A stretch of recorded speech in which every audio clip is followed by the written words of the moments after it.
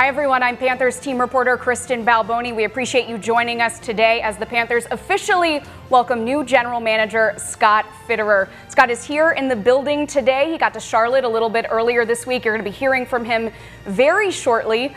As many of you know, Scott joins us by way of Seattle. Prior to joining the Panthers, he had been with the Seahawks since 2001, and most recently served as the team's vice president of football operations. We are excited to have Scott here and excited to get this all started. Just so you know, you will be hearing first from Panthers owner David Tepper, followed by Scott, and then both Dave and Scott will take questions from the media after that. Couple of quick reminders for the media members who will be asking questions later. We ask that you use the raise hand function. We also ask that you turn your camera on so both Scott and Dave can see who they're talking to. And finally, for the best viewing experience, we recommend that you pin the Panthers feed. All right, now that all of that's out of the way, it is time to get started. And for that, I will pass it over to Panthers owner David Tepper. Hey guys, how you doing? Just want to introduce Scott, but just before I do that, I'll just talk a little bit about the process we went through. And, we basically talked to 13 outside people and 2 inside people, pretty exhaustive search. When we settled on Scott, it was, a few different reasons why. One was just a breadth of experience and how he matched up. He had basically was in the draft room with Schneider and Carroll, had, exposure to agents, very knowledgeable about the salary cap, involved with analytics, and just generally speaking, working for a college coach and some of the things that brings with you, the development that Carroll's had with some of his players, having to, deal with later round, later picks. Also, just the way the structure there in Seattle was sort of a flat structure, something we're trying to do in Carolina, a little bit more open information running between the departments and all sides, inside the building. So where he came from and what he's done there, it was just such a great match and idea for us. Just the personality of the individual also, really well regarded as an evaluator out there. Inside the building in Seattle, sort of the person that was described as a calming force between Schneider and Carroll, who could get emotional sometimes, and the guy that calmed down the room, so to speak. But as I said, more than that, just coming from where he came from and dealing with the Carroll and the coach out there and the type of structure that we want to improve on, that was probably the main reasons for the choice. With that, I don't know if Scott's on the phone here. If he wants to say hello and introduce himself. All right. Well, thank you, everybody, for being here, even though it's virtually. I look forward to meeting all of you in person once we get the opportunity. I can't tell you how excited I am to be here and to be named general manager of the Carolina Panthers. What a great opportunity. I look forward to working with all of you. First off, I want to thank Dave and Nicole Tepper for this amazing opportunity. Mr. Tepper, from the moment we first spoke on the phone to meeting in person, I felt your energy, your commitment, your passion to creating a championship caliber organization. And I wanted to be a part of that. And I thank you for allowing me to be a part of this process, to work in collaboration with Coach Rhule. I also want to thank Coach Rhule. Just getting to know him over the past 2 weeks on the phone, talking every day, getting to know him. It's been an unbelievable experience. I really look forward to working with him. It's going to be a great opportunity. And then to Stephen Drummond for all of his sage advice and his smooth style about him. I want to thank him. It really helped during the interview process. And to the entire Panthers organization, to the personnel department, to the coaches, to the football ops, all the way to the business side. I look forward to working side by side with all of you. This is an exciting time. It's going to take all of us to come together, work together to build a championship caliber organization that we can win with over a sustained period of time. I want to thank the entire Seahawks organization. I spent 20 years there, just 20 amazing years with great people, just great experience learned a lot, first-class organization, top to bottom, tons of leadership. I can't say enough about them, and thank you. I specifically want to thank John Schneider, who's been a great friend, a great mentor, a great boss, someone that I've laughed with daily. I really enjoyed his experience, and I wouldn't be here without you. I also want to thank Coach Carroll, Chuck Arnold, Peter McLaughlin, and the entire Allen family for the opportunity I had in Seattle. I also want to thank just a few people in that organization. Trent Kirshner, who should be a general manager right now. Nolan Teasley, Matt Berry, Matt Thomas, Willie Schneider, and Sarah, thank you. I also want to thank my guy, Kirk Parrish. He's been there with me the entire time. Thank you. And then I want to go to my parents. I want to thank them. They've been just such a great influence in my life. They've done everything for me. They've supported me, driven me everywhere. They've always been there. I can't say enough to them. I love you. Thank you. To my sisters, my two older sisters who put up with me in all the sports, thank you. And to my sister Lisa, when I was, 6, 7 years old, I'd sit in front of the TV, and she would say, or she would complain to my mom, hey, what's Scott going to do? He just sits in front of the TV and watches football all day. How's he ever going to make a life for himself? Well, Lisa, here we are, so it's been good. I also want to thank, most importantly, my wife and my kids. Cherish, you've been the rock. You've done so much for us. You're selfless. Thank you for everything you do. To Ella and Cole,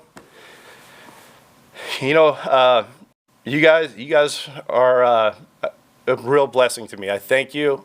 I love you. I can't wait for you guys to get down here and be a part of the Charlotte community. I also just want to thank a few mentors that I've had in my life. Jerry Shea, Marv Sunderland, Scott, and Ted. Appreciate all you guys have done for me. This past week and a half has been a real whirlwind. I got a call from Mr. Tepper last Sunday, and we had a brief conversation on the phone. And like I said, you could feel the energy and the commitment right away. And I knew there was something special. We had a Zoom interview on Monday morning, and it was intense. It was not a lot of football at that point. It was more about the cap, analytics, and he really pushed me to my limits to figure out what I knew and what I didn't know. And it was a really intense conversation, really thought-provoking, a lot of probing questions, and I really enjoyed it. And then I hung up, and I wasn't sure how it went. As you sit back and you think, what happened there? And I had a phone call, plane ticket a few hours later. I was on a flight the next morning. Got to Charlotte, met with Coach Rhule, met with David Tepper and Steven. I tell you what, once I met with them in person, it just took off. The information flow, the philosophies, the change of ideas, where we wanted to go, the growth that we wanted to take place, yet combined old school football with that really resonated with me. And a 3-hour conversation seemed like it was 15 minutes. And it just took off from there, and I was so excited when I left there.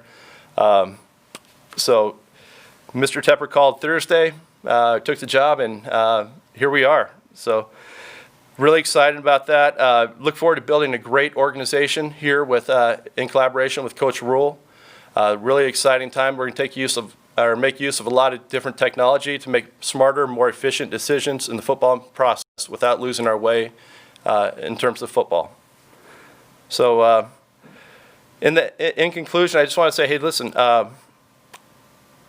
we're going to look for every competitive advantage we can find.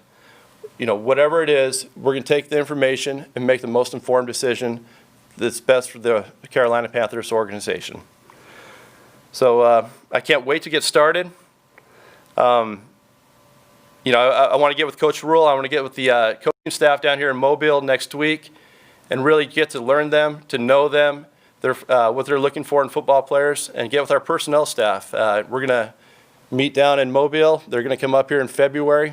And we're going to get started on the process of keep building on the foundation that Coach Rhule started last season. So I just want to say in conclusion, thank you all for being here. I respectfully request that we don't get into specifics of players today, but I will speak in general terms about the organization, my relationship with Coach Rhule and what we're going to do going forward. So thank you to everyone for being here. So Scott and Dave will take questions now. As a reminder, please use that raise hand function and turn your video on. We're going to begin with Phil Orban of WSOC. Hey Scott, Phil Orban from the ABC affiliate here. You mentioned that whirlwind interview process, and you said you didn't know how that first virtual interview went. I'm curious when you realized that it was going to be a good fit and everybody was kind of on the same page. Well, immediately on the phone call on Sunday night, I thought it would be a good fit. The interview on Monday, the virtual interview, it's hard to get a feel for people over Zoom. It's just that dynamic is missing with the interaction of people. And there were a lot of tough questions. And like I said, it wasn't a whole lot of football. It was more about analytics and salary cap and different things that, are a little bit different to me. There's things that I know, but there are also things that would challenge me. And they came right after me. Like I said, I hung up. But once I met them in person on Wednesday, from almost like the first few minutes of meeting them, it just took off and it just felt right. And it was a great conversation. Next, let's go to Darren Gant, Panthers.com. And this is for Dave and Scott. Could you talk about the organizational structure and I guess the decision-making, how that's going to be divided up between Scott and Matt?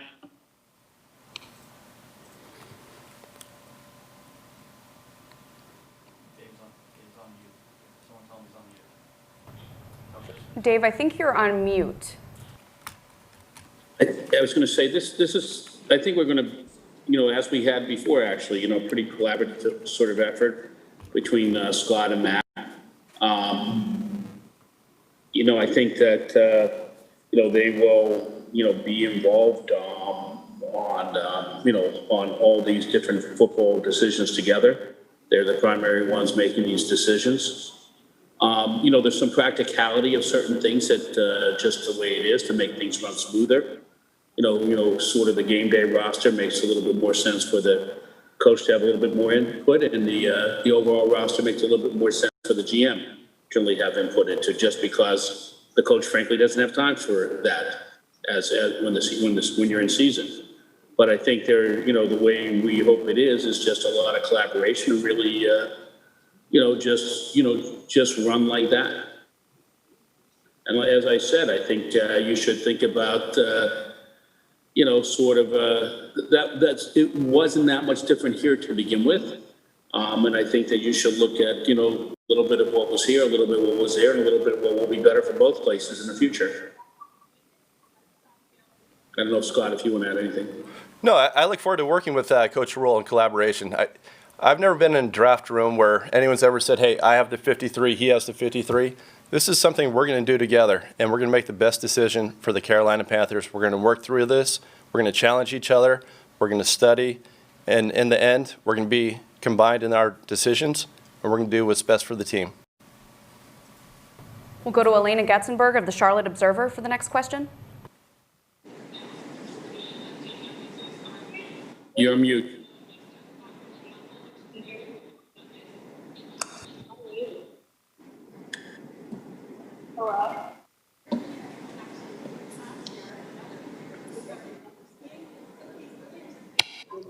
Okay, you can skip me then.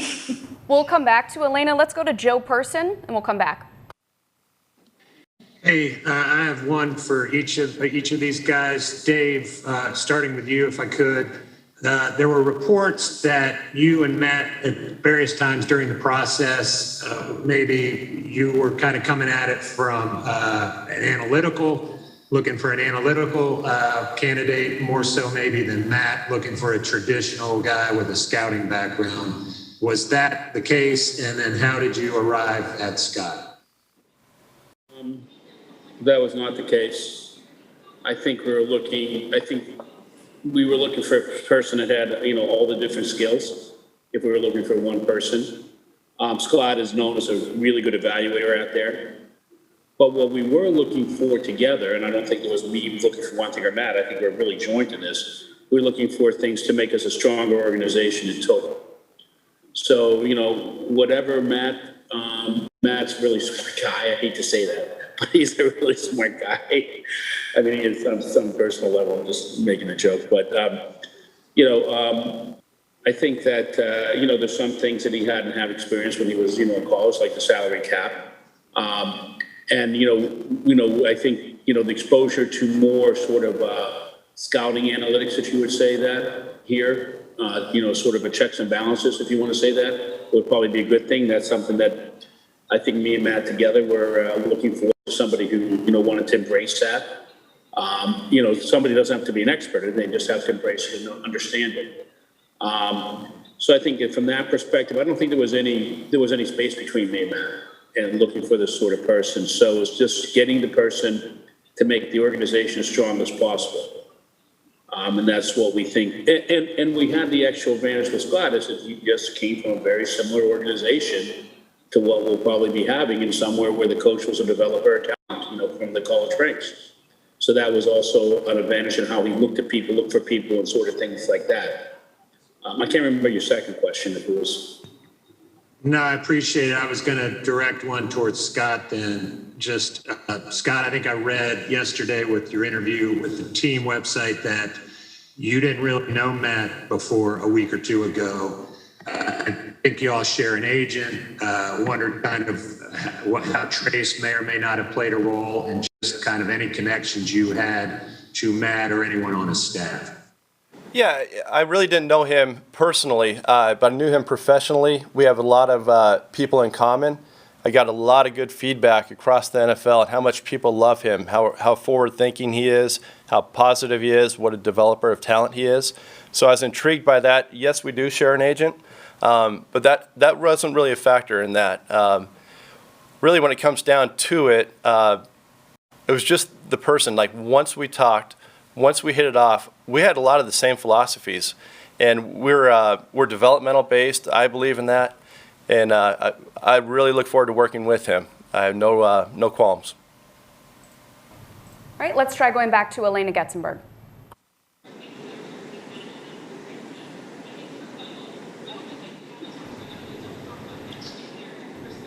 We can't hear you unless you know something, Elena. We're done. Still having those same issues. We'll go on to David Newton of ESPN.com for right now. Yeah, Scott, welcome to Charlotte. Good to talk to you. And talking to folks back in Seattle or connected with theirs, they all said that your mantra in Seattle was to be involved in every deal out there. And without mentioning a certain player's name, if you felt there was a quarterback in Houston that was on the trade blocks, would you be interested? Well, I'm not going to get into hypotheticals. What I will tell you is we will be in on every deal. We're going to find out where things are going, what the landscape is in the NFL. But before we do anything outside, I need to figure out who's here. I need to figure out this roster. I need to figure out who's on our offensive line, who's on our defensive line. I know them from a 30,000-foot view, but I need to know them from a coach's standpoint. I need to know them from a personnel standpoint and meet these guys and see what they're made up of. So there's a lot of things we're going to be involved with going forward. We're going to be very aggressive in our acquisition process, but it starts with getting to know our team, and just being here for just a few days, I'm just starting that process. Next, we'll go to Steve Reed of the Associated Press. Hey, Scott, welcome to Charlotte. I did want to ask you, there's a lot of interest, of course, from fans about particularly the quarterback situation, and if you don't want to address particular names, that's fine. But I would just wonder if you could just discuss what you feel like you have right now with the quarterback situation and what your future there might be. Again, I'm just starting to learn the players on this team. I do believe in competition at all positions, and we're going to look to raise the level at all positions. We're never satisfied with our roster, so we're going to always look, and I know you're talking about quarterback position.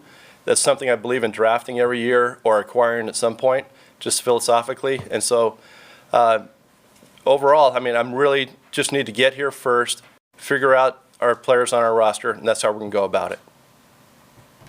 Go to Scott Fowler from the Charlotte Observer. Yes, thank you, Scott. Can y'all hear me, by the way? It's not a Charlotte Observer jinx, is it? No. Okay, good. Scott, I was another 7-year-old who was watching TV and trying to figure out what to do, watching NFL games back then. But my question's actually for Dave. Dave, you've now got, I guess you would say, your guys in the building in terms at the very highest levels. And I wonder how significant that is to you and how, vested you are at this point with, some really high level decision making. I think, listen, it's really important to me. I think that, coming in here, and I said this before to you guys, some people criticized me for making changes initially. Some people criticized me when I thought I got rid of Rivera too early, or moved on from Rivera too early. I really wanted to figure out what was the best thing to do, because I was although I was around the Steelers for a lot of years, I wasn't as knowledgeable as I could be. So at this point, I really do think that while people always hold me responsible before, and I never, hid from that, I think there's just a higher level of, these are the guys that I chose now. So there's no place to hide. I never hide anyways, but for sure there's no place now. So I'm, highly confident in these two guys, and I'm, really excited to have them and then to move forward, move forward with them. I don't know if you asked a second question. I can't remember what it was. Well, no, that's a great answer. You also referred to it, I think, in one of the Panthers.com interviews as sort of a three-way marriage in between you, Matt, and Scott. And I just wondered how collaborative, how involved, you plan to be, and is it mostly a 30,000-foot view for you, or would you be involved in, for instance, the quarterback decision? Look, I get really, at this point, now that I've had more experience, I get really, what's really important to me that the process that we go through is right. Okay, that we do the right analysis and research and background checking, and we're thorough in that. It's not just gut feels, and we do double checking. So I think that I'm more interested in that we have the right processes, if you want to call it that, the right analytical processes. When I say analytical, I don't mean analytics. I mean just research, doing the right background research and having the right tools to do that, and the right processes when we're making some of these decisions than the decisions themselves. Listen, I'll never be close to the evaluator that Scott is, or Matt Rhule is, for that matter. And I won't try to be that.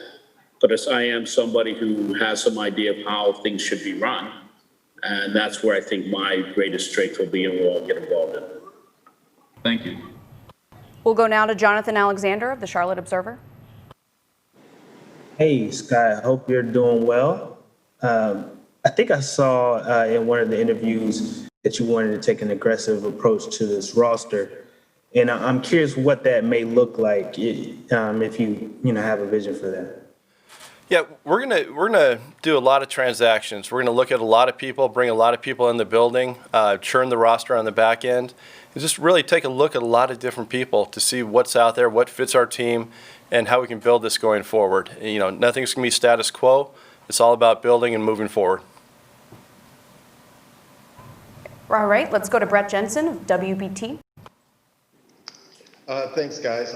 Two quick questions, one for Scott and one for Dave. Scott, first with you. What is your definition of a franchise quarterback? What does that look like to you? Someone that can lift the players around them, someone that gives you an opportunity to win when the game's on the line in the fourth quarter, someone that just has the leadership qualities that when they walk in the building, they know that's the person in charge. And those are the most important things. Then you get into the position specifics, the processing, the decision making, the intelligence, the arm strength, the accuracy, but really when it comes down to it, it's the leadership and being able to compete and win when the game's on the line.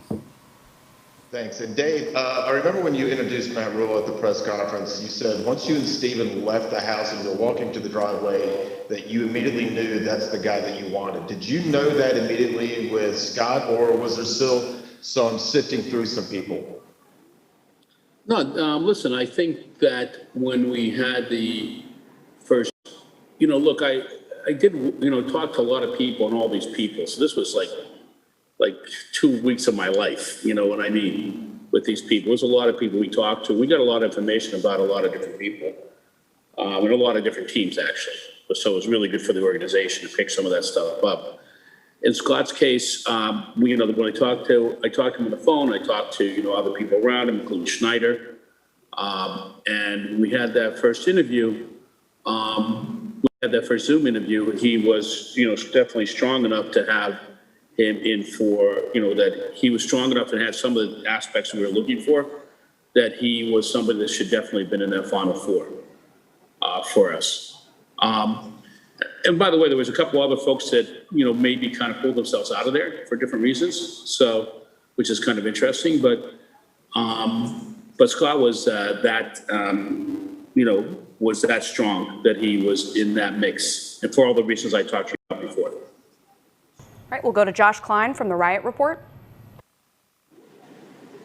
Hey, Scott, welcome to Charlotte. I wanted to ask you about your drafting philosophy in Seattle. Obviously, there was a lot of trading down in the first round. Was that a franchise philosophy? Is that something you plan to bring to Carolina? And then I know that you indicated that you like to watch a lot of concerts on YouTube. Is that all Pearl Jam concerts, or do you like to do a mix of different bands? In terms of the concerts, we'll listen to just about everything, country, Pearl Jam, whatever it is. As long as it's a good concert, we'll watch it. As far as the draft philosophy, in Seattle, we've historically picked, mid-20s, late 20s over the last 10 years. And when you look at the draft, when you build the board, there's a certain level of player that stops about 16, 17, or 18.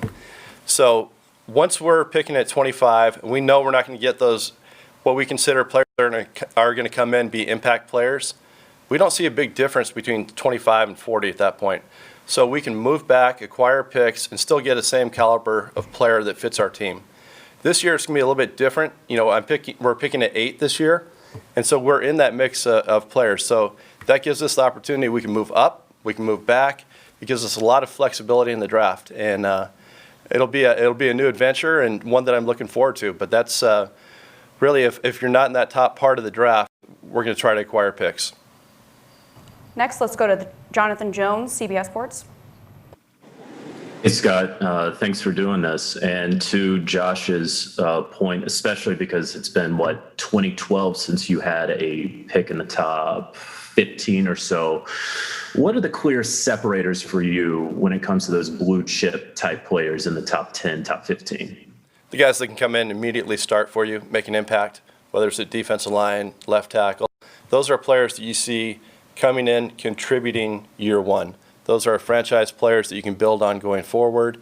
And that's that ledge that I talk about that usually stops somewhere between 16 or 18. All right, let's go to Nick Carboni of WCNC. Hey, Scott. You've had a 3,000-mile view of this franchise for the last 20 years or so. What have you seen from the Carolina Panthers, and what do you want to bring here that maybe they haven't had before?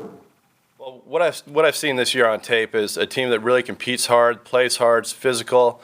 You can see Coach Rhule's identity in this team. We played here a few years ago in a playoff game, and I was on the trip and I stood on the sideline. And you could feel the fan base. You could feel the energy of the team. They've always had a lot of talent here, a lot of success. And I'm just looking forward to be a part of this and build this going forward so we can have a consistent championship caliber team. All right, next we'll hear from Mike Solarte of Spectrum News. Thanks very much. Scott, congratulations. Welcome to Carolina. You talked about analytics and draft philosophy. One of your predecessors, who shall remain nameless, was a big believer in drafting offensive linemen, the guys in the trenches. Where do you stack up your philosophies and things that you may have learned from Seattle, from your time in Seattle, and how you'll apply that in terms of building the roster overall? Sure. Definitely, it starts with the quarterback, but I believe in building a team on both sides of the line, the offensive line, defensive line. You have to be able to protect the quarterback, and you have to be able to get after the quarterback. So in this situation, those are all things that we're going to look at. But at my core, quarterback, offensive line, defensive line is where it's going to start. All right, let's go to Ashley Mahoney of the Charlotte Post. Scott, appreciate your time today and just making sure that everyone isn't carrying over. Minutes, we must be good. All right. But Scott, you spoke to the difficulty of being able to get a feel for people over Zoom during this conversation. And obviously, this is an example of that in this virtual world that we seem to be stuck in for a little bit while longer. But as the process of getting to know players continues, what have you learned throughout the 2020 season that will make this more feasible heading forward in 2021 in terms of connecting with players and going through this hiring process? Yeah, I think our coaching staff did a great job connecting with the players up there in Seattle over Zoom throughout the spring and summer, and it's kind of the new normal for right now. I just look forward to, when the players walk in the building here, whether they're in the weight room, in the meeting rooms, wherever, walking around and meeting them. I think that you have to know who a person is and what they believe in and how they, what their competitive makeup is, in order to know if they want to be, if they're the right fit for this team. Everyone can see the physical skill set on tape, but really it comes down to who is the right person for our organization. And so I look forward to meeting all the players and figuring that out. JB Ricks from Spectrum News is next. Hey, thank you very much. This question is for our new general manager, Scotty. Scotty, thank you so much for taking out this time and welcome to Carolina. My question goes back to your time in Seattle, how that relationship with Pete Carroll can be applied with the relationship that you're going to build with Matt Rhule, and what are the main positives you see in the chemistry you and Rhule will be able to build? Sure. There are a lot of similarities that are taking place. Coach Carroll was hired first in Seattle. He was involved in the process of hiring John Schneider at that point. Watching them work together, Pete was in charge early on, but watching them work together, collaborate, the trust that was built, the fact there was no ego involved, and just the way they challenged each other and had a conversation. Those two, without really knowing each other prior to, developed a really deep relationship with each other, and to this day they really rely on each other. And that's what I look forward to with Coach Rhule. It's a very similar situation. It takes two people with no egos and really just wanting to do what's best for the organization. And I'm blessed to have a firsthand look at that over the last 10 years, and I look forward to doing that here in Carolina. All right, we're going to do two more questions. We're going to try to go back to Elena Getzenberg. She's on a new device. Elena? Can you hear me? Is it working? Yes. Absolutely. Great. I'm so sorry about all that. Scott, quick question for you. First, what do you think is your biggest challenge, coming into this job? What do you feel like is the biggest obstacle that you have to overcome? And then do you plan on bringing anyone from Seattle with you? Is there any changes you see to the personnel department? Well, the biggest challenge is just coming in, getting to know the people. Walking down, I've met 100 people already, it seems like, and shaking hands and just kind of putting the names with the faces. And then really I just want to get down and get to know the people, see how they work, how they evaluate. You know people from the road. I know a lot of the scouts from the road, a lot of the personnel guys. But until you're in a building with them or in a room with them evaluating players, you really don't know how they talk, how they think, how they look at players. So really the first step is getting to know our own staff. And then in terms of the other things, everybody else is under contract. I want to know who's here. I think we should try to develop the people that are here and work with the people we know. All right, final question from Joe Person of The Athletic. Hey, Scott, you were talking about being in on every deal and trying to get to know the roster a little bit better before that. Have you had any communications yet with some of the sort of core leaders on this team, thinking about McCaffrey, Teddy Bridgewater, guys along those lines? And I wondered if you could give us your assessment of Teddy Bridgewater at this point. Again, I'm not going to talk about any player specifics. I did have a phone conversation with Jeremy Chin. We have a friend that's his agent.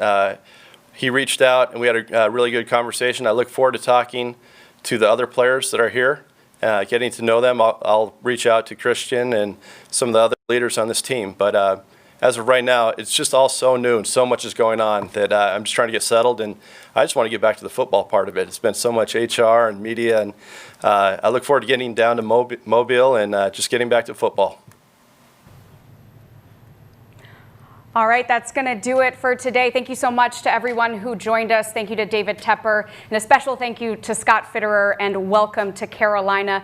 Just as a quick reminder, head coach Matt Rhule will be available right around 12 15.